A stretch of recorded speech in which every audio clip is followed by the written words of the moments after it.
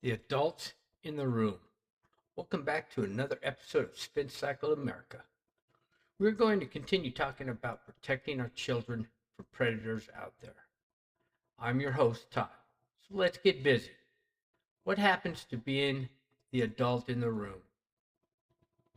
Seriously, when did we stop expecting adults to protect children instead of exposing them to more dangers? As a football coach, I spent over 20 years around young people. I've seen them at their best. I've seen them at their worst. I've seen them make incredible decisions. I've even seen them make mistakes, terrible ones. You know why? Because they're kids. That's not an insult to them, but it's reality. As adults, we need to protect them, help them grow, help them make sure that they do grow, that they don't have no issues along the way.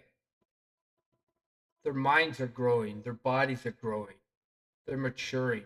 They still don't know what's good for them or what's bad for them. That's what we're here for. We're to help them with that.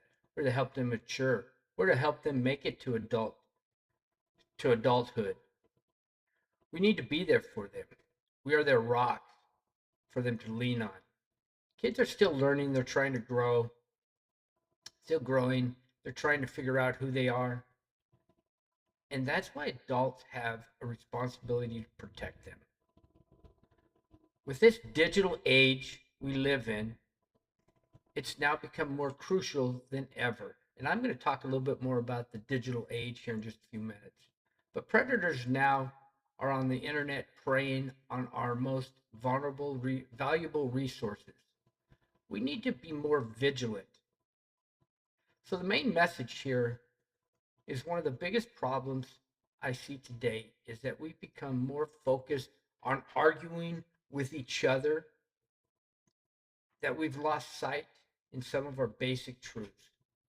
If we could just let the left, if we could just get the left and the right to stop arguing for just 1 minute and focus on our kids, that would be awesome, don't you think? I mean, just for them to shut up for just 1 minute and look at our kids, our valuable resources, because we're about to leave this world to our next generation and the generations after them. But they're not going to be able to survive if we don't help them. If we could just, for 1 minute, for those people who are funding the protesters, to start putting that money into better use for protecting our kids, how awesome would that be? Instead of funding the protesters, because that protesting doesn't mean a damn thing. Children deserve protection. Victims deserve support. And adults should be held accountable for their actions. Those predators need to be held accountable. Those should be controversial statements. Yet every day we see stories about abuse, exploitation, trafficking, online predators, and crime against children. Why?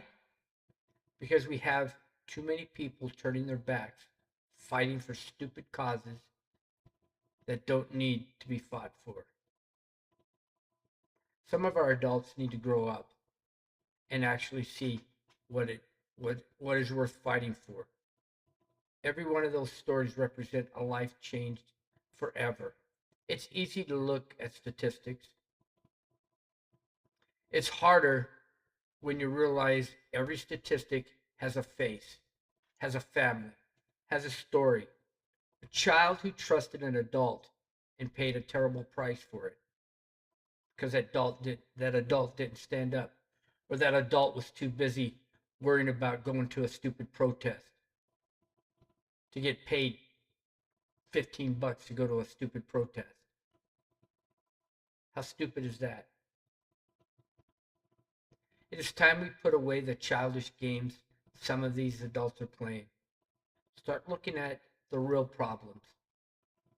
What is the real priorities here? Shouldn't it be our kids, our children? So let's talk about technology and our modern challenges today. So I mentioned this a few minutes ago. Technology is a challenge. When I was growing up, parents worried more about hanging around the neighborhood. Kids were kids who were or adults that were hanging around the neighborhood in parks and in recreational halls and things like that. Today, predators can be sitting behind a phone screen thousands of miles away. They're in social media, gaming platforms, messaging apps,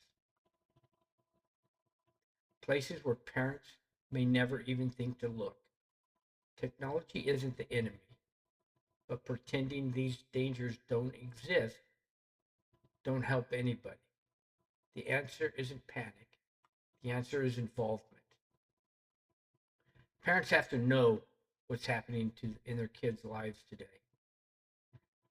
Not because they don't trust their kids, because they love them. Parents need to get involved. Stay involved. Find out what your child is doing. Find out who your child is talking to. So from a coach's perspective, let me tell you one thing. Being a coach has taught me many things. That young people need guidance. They need boundaries. They need adults who care enough to tell them the truth. Not adults trying to be their best friend. Not adults looking the other way. Adults willing to step up and say, I'm responsible to help keep you safe. Every child deserves that.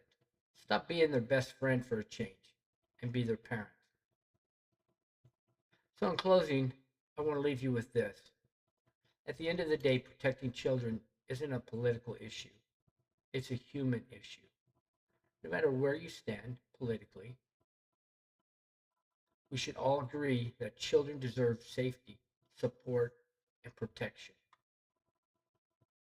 And if you're a parent, coach, teacher, mentor, grandparent, or a community leader, never underestimate the impact you have.